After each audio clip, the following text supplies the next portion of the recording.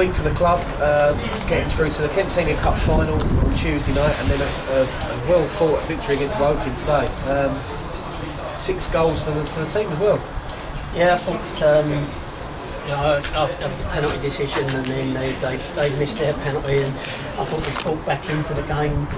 First half was against the wind, which was causing some problems out there for sure. And then we've got a penalty. Charlie's, I think he's missed it. I'm not sure if the keeper's got a touch on it or not to put it past the post. I'm not quite sure what happened to it. We know he's missed it, but and then.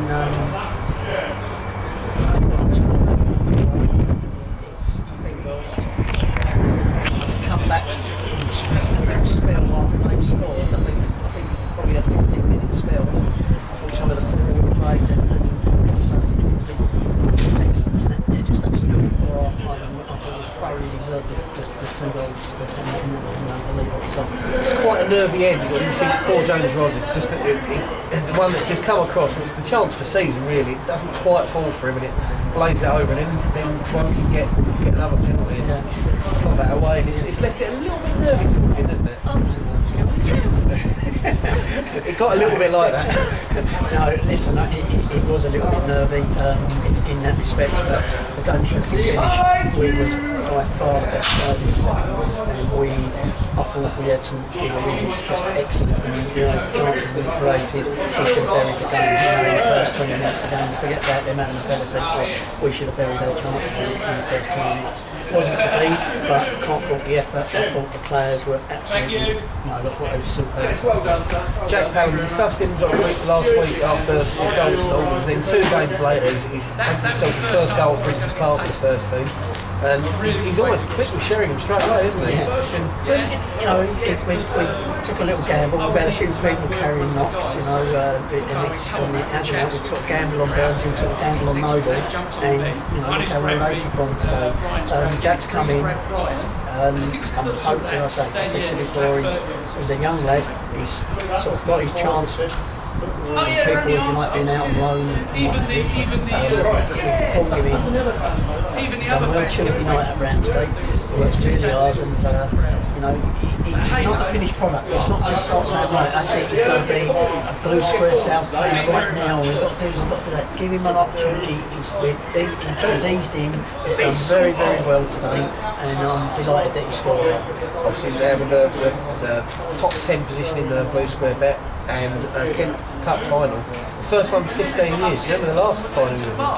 Yeah, I think so. Yeah, I think it was. I think it was against Chatham at Wellings. It was. Yeah. I remember that. And it's nice to get into a final. Listen, the competition always sort of gets in the way of very important games, and unfortunately that is.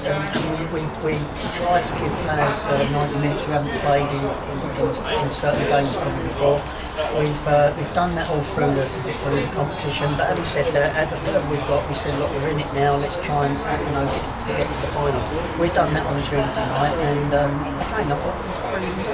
We're missing a few players Tuesday night, obviously we're picking up knocks and all sorts. It's been a difficult week, isn't it, with sort of injuries and obviously taking risks. Well, so this is the thing with it. On Tuesday, we've ended up with Barnsley having to come off because he's felt the pulled hamstring. Didn't quite pull it because he's played today. Nogue's had the same thing, so we've had to make a couple of changes. So we've won a semi-final, but it could have been at a more cost. And unfortunately, and it was fortunate that we've ended up Dave playing. I'm just pleased so I don't really know how to broach the subject, but what's been your players missing Tuesday night today? Yeah, non-football reasons for our club. Yeah, I don't really know it. If I just try and explain, we have a disciplinary procedure set in place at the start of the season when the players know that. If a player misses a game for whatever reason, we have a lot of players, we've had a lot of players in the past who've been the best man, who decided in the summer to be the best man at someone's wedding, or their brother's wedding. But it's in the season, but they go and be the best man, or they get married. Yeah, at the end of the day, we're talking about a particular player, and it was only one, not like everyone was saying a few of them, it was one. He had an opportunity, he didn't go and do something, at the end of the day, he wasn't available for that game. He'd been up front with me, he's a I don't think it's right what he did, but having said that, the disciplinary procedure has come into it, and he's been, disciplined in accordance with what we do. Now, it's the same rules. If next week I've got two players, one that's not in the country, he's away for 4 days. Now, it's fortunate for him that we haven't got a game. But if we had a game, he would be missing it. I've got another player who's on the course next week, and it's fortunate for him that we haven't got a game, because the same rules apply. The disciplinary procedure comes in, and and it's sorted and it's done.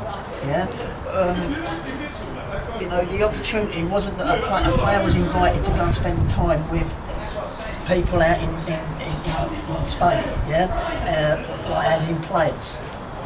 2 of them were his best friends, and he was being taken out there, and he had to make that decision, bearing in mind that we're playing in a cup competition where we've made all different changes, but he was injured, but that doesn't make it any easier. But the disciplinary procedure comes into place, and that's all we can do. Yes, there's lots of people, who felt we should do this and do that. I've had to learn, because I was like them. I was like thinking, right, that's it. But you have to learn to try and handle the situation the best way possible, and they all know what happens if they miss a game during the season.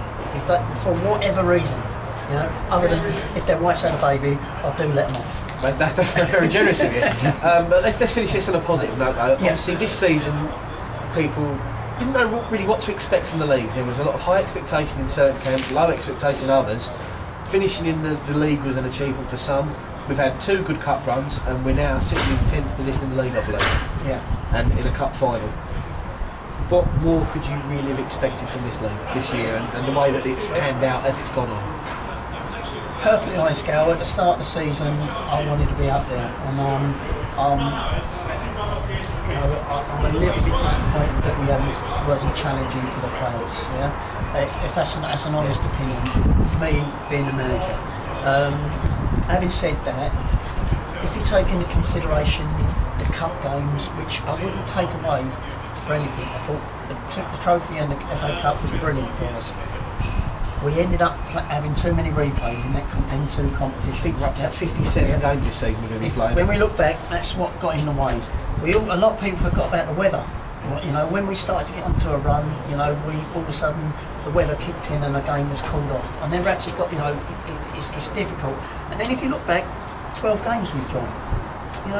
It's there, but it just didn't happen, as quick as what it should be. But having said that, we've got some good players here, and we've got some good players at the right age, and who knows what might happen. Being 10th at the moment, we ought to finish inside that top 10 or 10th or inside that. That's our goal at the moment. We've got 5 games left, there's 15 points. We've gone over 50. Our next target is to try and get 60. Tony, congratulations, mate. Thank you very much. Okay.